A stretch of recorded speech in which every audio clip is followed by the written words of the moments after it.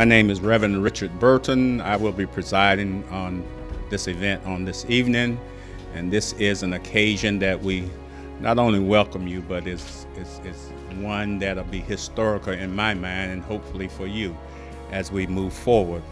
On the day, we're going to have a presentation and unveiling of the Dr. Martin Luther King Jr. bronze bust, and it's being presented by the Historical Tours of America, Inc.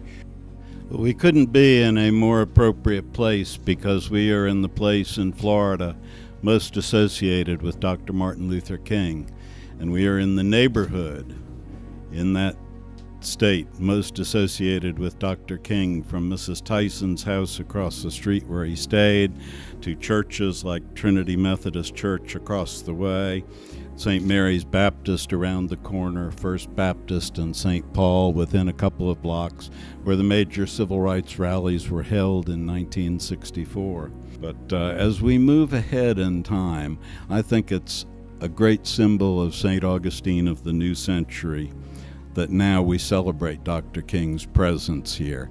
I think that Mrs. Cora Tyson probably hears her name mentioned more times every day by tour trains passing her house than she ever thought would be possible.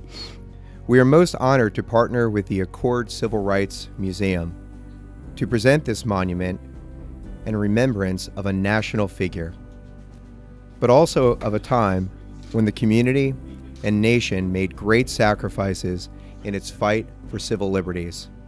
It's from the heart. It's a kind of moment where your heart stops.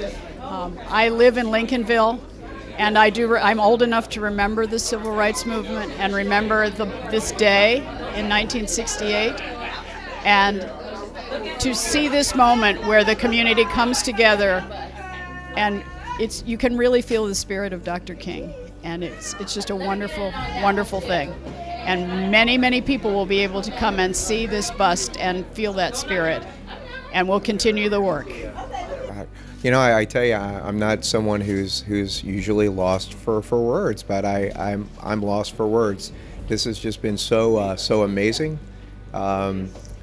We've met some really great people, getting to know the Accord Museum and all of its volunteers. This was a very emotional journey for our artists, honestly for the whole company.